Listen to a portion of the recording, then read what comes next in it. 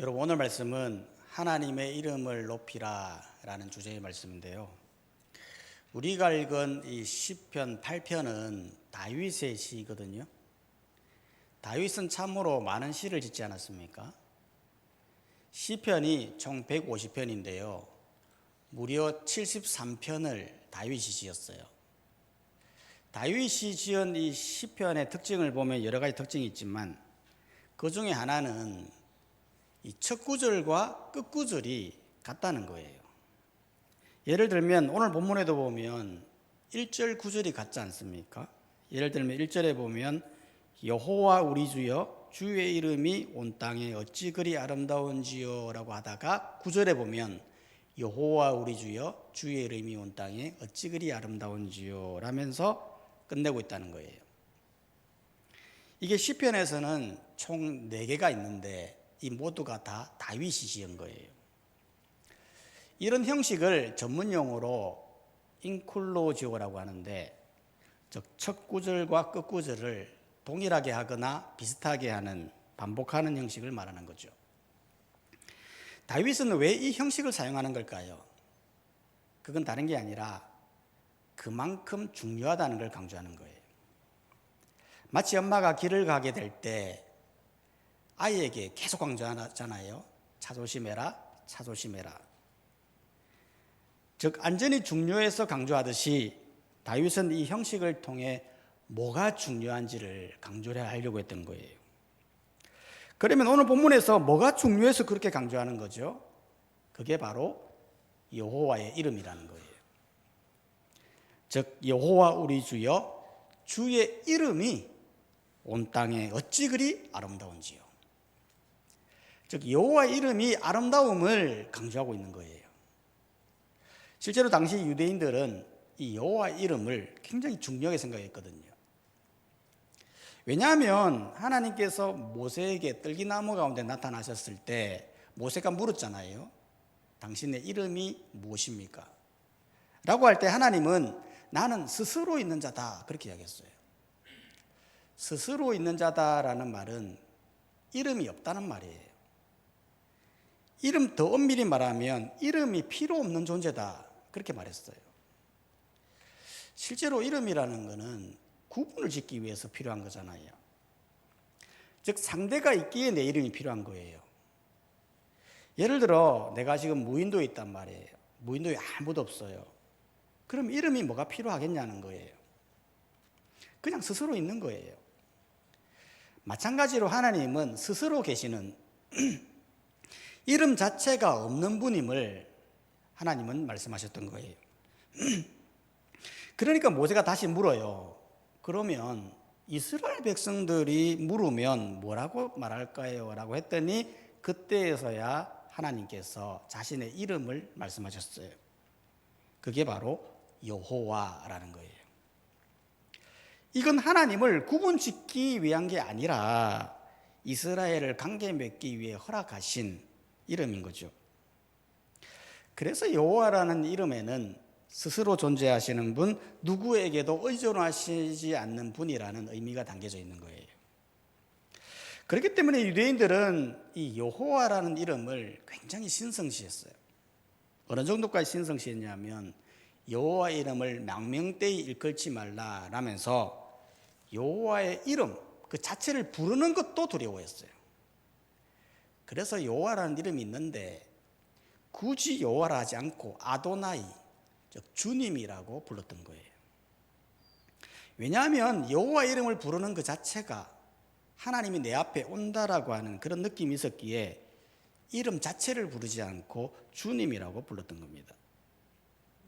그런데 놀랍게도 오늘 본문에 보면 다윗은요 너무나 당당하게 여호와라는 이름을 이야기하고 있다는 거예요.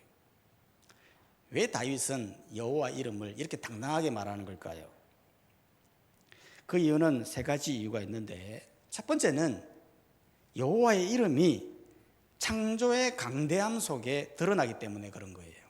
무슨 말이냐면 실제로 3절이 말하지 않습니까? 시편 8편 3절에 보면 주의 손가락으로 만드신 주의 하늘과 주께서 베풀어 주신 달과 별들을 내가 보니, 즉 다윗이 하늘의 별과 달을 보니까 하나님의 이름이 드러나더라는 거예요.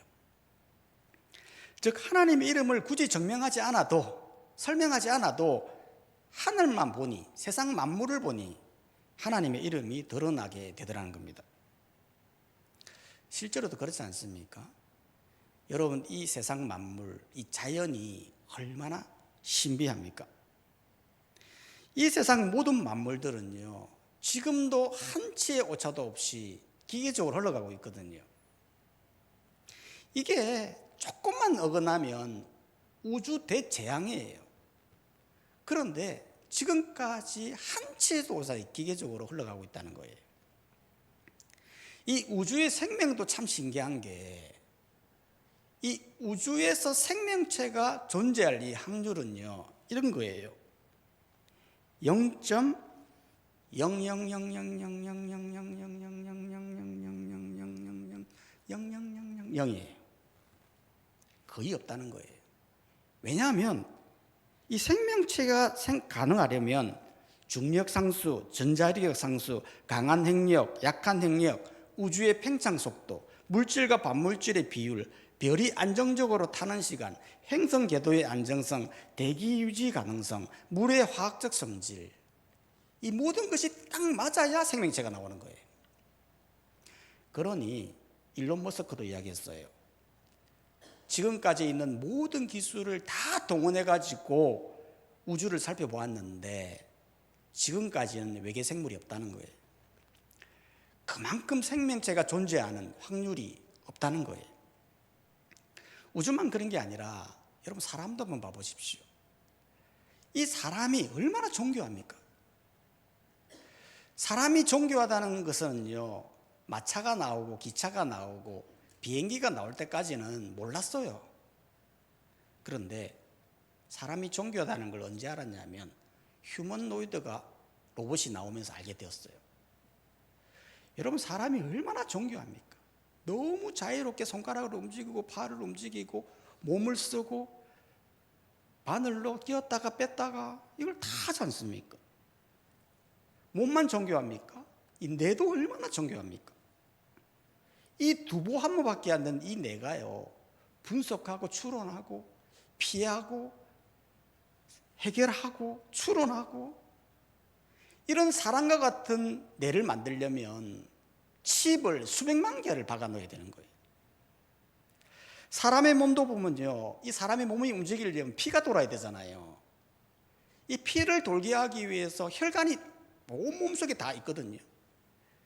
그런데 이 혈관이 길이가 얼마냐면, 이 혈관의 길이를 쫙 늘려봤더니 무려 지구 2바퀴 반이라는 거예요. 이 혈관이 없으면 사람은 괴사되고 죽어요. 즉 한 사람을 만들려면 이 몸속에 지구 2바퀴 반에 전설을 넣어야 되는 것과 같은 거예요. 이게 어떻게 우연히 시간이 지나니까 만들어질 수 있냐는 거예요. 어떤 사람이 말을 하더라고요. 나는 신을 믿는데 인격신을 믿는다. 인격신은 안 믿는다. 즉 하나님과 같은, 예수님과 같은 인격신을 믿지 않는다. 그렇게 얘기하는 거예요. 단 자연신은 믿는다. 즉 자연을 설계하고 자연을 만든 신은 믿는다. 그렇게 말하더라고요. 사실 이게 다 말장난이잖아요. 자기들도 보니까 이 세상 모든 만물이 너무 존귀하거든요. 이게 우연적으로 만들어졌다 그렇게 말할 수가 없는 거예요. 그러니 하나님은 부정하고 말도 안 되는 자연신을 이야기하는 거예요. 그만큼 자연 만물이 존귀하다는 거예요. 바로 다윗이 그걸 본 거예요. 다윗은 목동이 아니겠습니까? 다윗은 초원으로 해와 달과 별을 보면서 사울에게 쫓김을 당하면서 그 하늘을 보면서 하나님이 창조하신 것을 보게 되면서 하나님의 이름을 강조하지 않을 수 없었던 것입니다. 이건 우리도 마찬가지예요. 여러분, 사람이라는 건 좁은 곳에 있으면 좁게 볼 수밖에 없어요.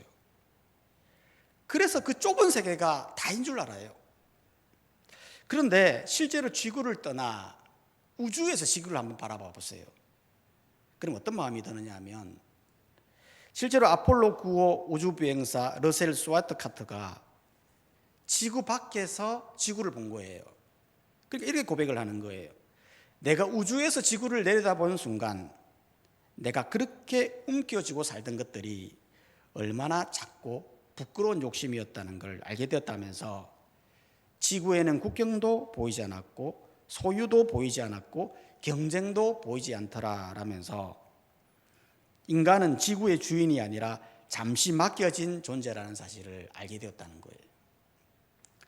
사람은 좁은 곳에 있으면 그게 다인 줄 알고 그거 가지려고 서로 싸우고 갈등하고 니꺼 내꺼 하면서 하나님을 못 보더라는 거예요. 욥도 한번 봐보십시오. 여러분, 욥이 고난이 올 때 세상의 이치를 이해할 수 없었잖아요. 왜 내가 고난이 오는지 이걸 도저히 이해할 수 없었잖아요. 그때 하나님께서 어떻게 하셨어요? 욥에게 고난 오는 이유를 설명하지 않았어요. 논리적으로 설득하지 않았어요. 어떻게 하셨습니까? 자연을 보여줬어요. 세상 만물의 이치를 설명해 줬어요. 그랬더니 비로소 욥은 고백하는 거예요. 내가 죽게 대하여 귀로만 듣던 때에는 이제는 주로 눈으로 주를 배웁나이다. 쫓겨 살 때는 하나님을 보지 못했는데 모든 자연 이치 만물을 바라보면서 그때여서야 하나님을 눈으로 보게 되었다라는 거예요. 이건 우리도 마찬가지입니다. 다윗이 하늘을 보고 여호와의 이름을 드러냈듯이 우리 또한 땅의 문제에 보지만 말고 하늘의 창조함의 강도함을 보면서 여호와의 이름을 강조하는 우리의 삶이 되어야 한다는 거예요. 두 번째로 다윗은 여호와의 이름을 왜 강조했냐면 여호와의 이름이 사람의 모습에서 드러나기 때문에 그런 거예요. 무슨 말이냐면 여러분, 지금 다윗은 하늘과 별을 보면서 하나님의 이름을 보았다고 이야기하잖아요. 그런데 갑자기 사람 얘기를 하는 거예요. 4절 말씀에 보면 시편 8편 4절에 보면 사람이 무엇이기에 주께서 그를 생각하시며 인자가 무엇이기에 주께서 그를 돌보시나이까. 즉 다윗은 자연을 보면서 하나님의 이름이 드러났지만 사람을 보면서도 하나님의 이름이 드러났다는 거예요. 어떻게 드러난 거죠? 주께서 사람을 생각하시고 주께서 사람을 돌보시는 모습을 보면서 하나님의 이름이 드러났다는 거죠. 실제로 사람은요, 신기한 게 뭐냐면 인간이 하나님과 관련이 있다는 거예요. 사실 동물은 그런 게 없잖아요. 동물이 무슨 하나님과 관련이 있어가지고 하나님을 찾고 하나님은 동물을 생각해서 자기 독생자를 보내고 그런 게 없잖아요. 왜 하필 인간만 하나님이 생각하고 하나님이 돌보시는 거죠? 그건 다른 게 아니라 인간 자체가 하나님의 형상으로 만들어졌기 때문에 그런 거예요. 하나님의 형상이라고 하는 것은 하나님처럼 생겼다라고 하는 형태를 이야기하는 게 아니라 여기에서 형상이라는 건 관계의 형상을 말하는 거예요. 즉 인간은 본래부터 하나님과 관계 맺도록 하는 지음을 받은 존재라는 거죠. 실제로 하나님께서 인간을 만들 때 흙으로 만드시고 생기를 불어넣어 생명이 되었다고 말하고 있지 않습니까? 여기서 생기는 단순히 숨쉬게 하는 공기가 아니라 하나님과 소통할 수 있는 통로를 말하는 거예요. 하나님의 음성을 들을 수 있는 구조를 말하는 거거든요. 실제로 최초의 인간인 아담이 만들지 말자 하나님과 소통하잖아요. 하나님과 대화하고 질문하고 응답하고. 그렇기 때문에 인간은 본능적으로 하나님과 관련이 있기 때문에 하나님을 찾을 수밖에 없어요. 마치 고아가 된 사람이 인생을 살다가 가끔씩 나를 낳아준 부모가 누구일까 궁금증을 가지게 되잖아요. 실제로 어떤 분은 갓난아기 때 엄마가 자기를 버리고 도망을 갔는데 갑자기 엄마가 누군지 궁금하더라는 거예요. 그래서 수소문해서 엄마를 찾아갔거든요. 그런데 엄마가 안 만나려고 하는 거예요.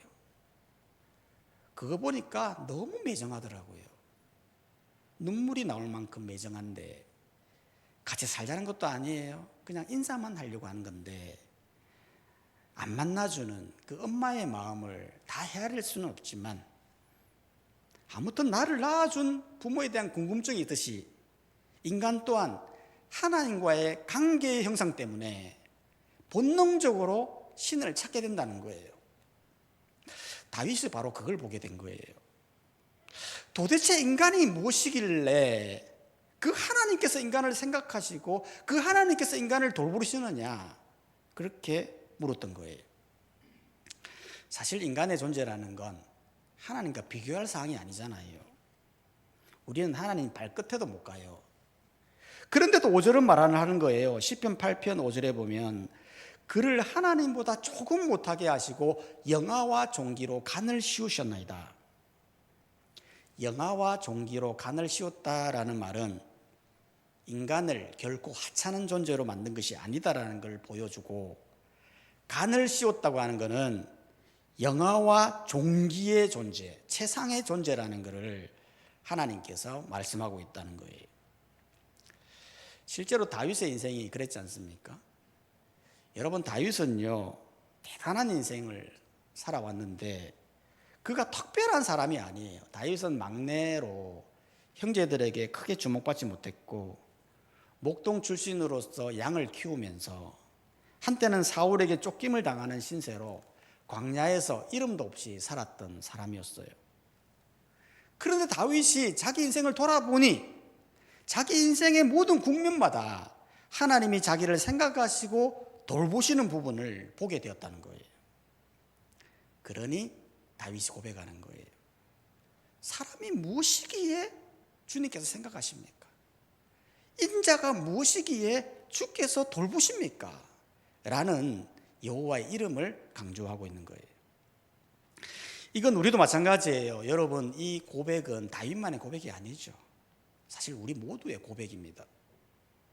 우리가 도대체 무엇이길래 우리를 생각하시고 돌보시느냐라는 거예요.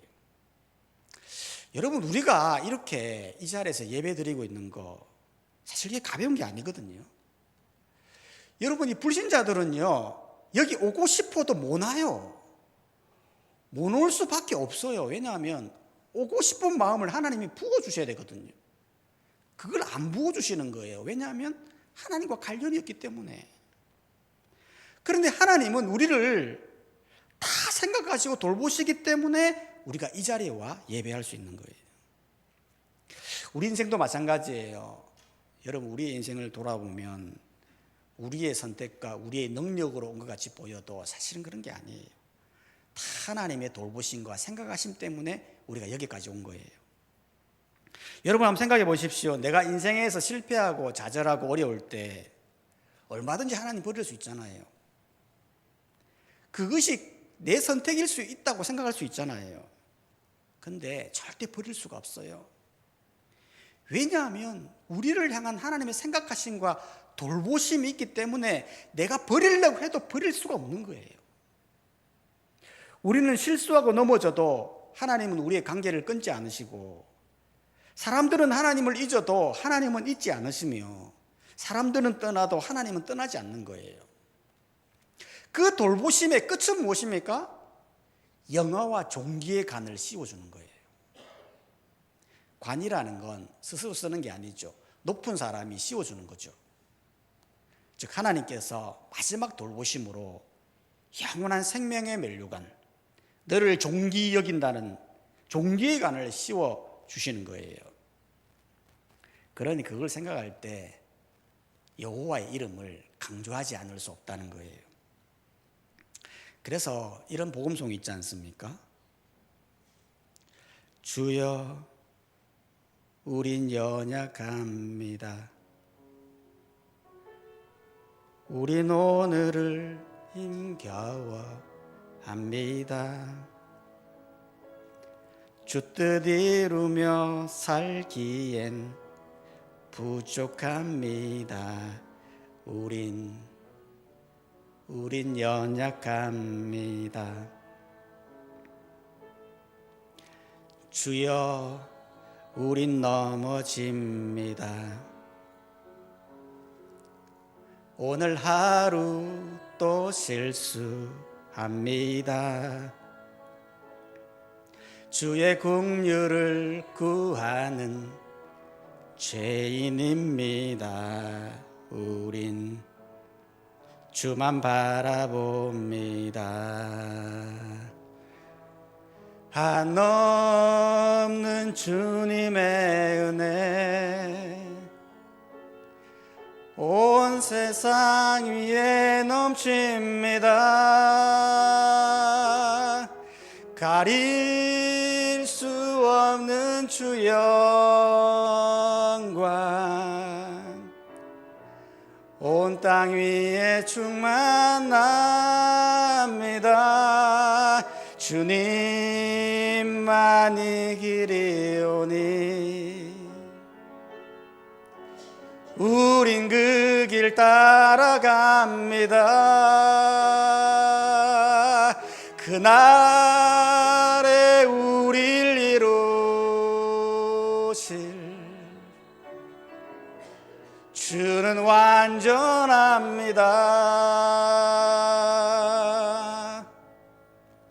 그날에 우리를 이루실 주는 완전하다는 거예요.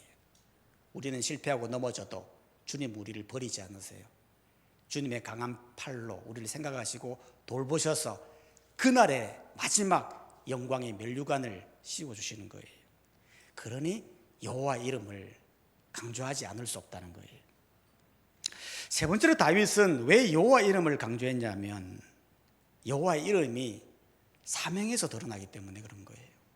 무슨 말이냐면 여러분, 다윗은 자연을 보며 사람을 보며 하나님의 이름을 보았는데 그걸로 끝나는 게 아니라 사명을 통해서도 여호와 이름이 드러나더라는 거예요.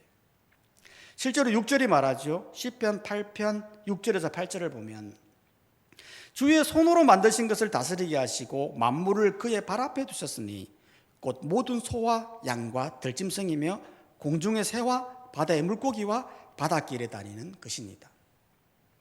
즉 하나님께서 인간에게 사명을 주신 거예요. 어떤 사명입니까? 다스리는 사명, 피조물을 다스리는 사명을 부여하신 겁니다. 여기서 다스린다는 말은 군림하라는 뜻이 아니에요.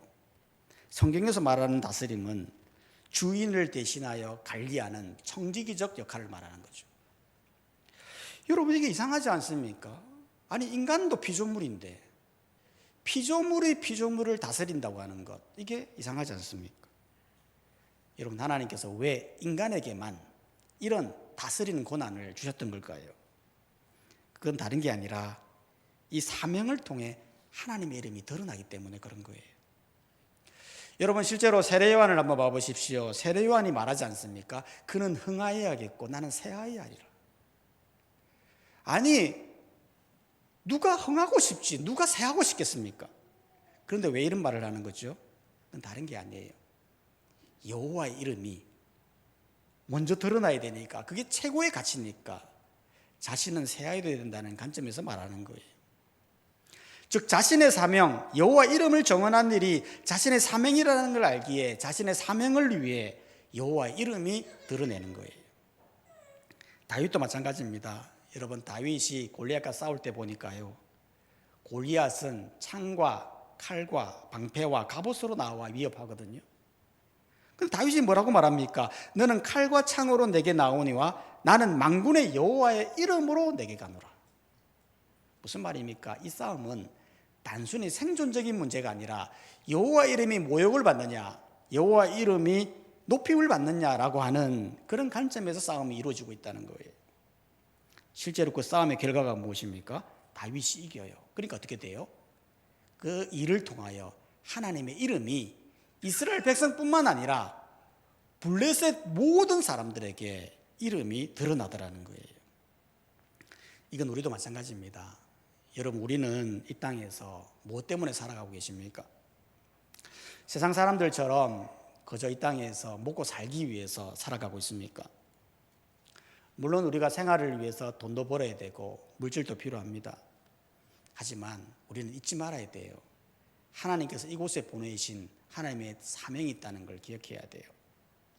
우리는 하나님께서 부여받은 사명이 있다는 것을 알고 무슨 일을 하든 어떤 일을 하든 내가 있는 곳에서 여호와의 이름을 드러내는 그런 삶을 살아가야 하는 것을 기억해야 하는 것입니다.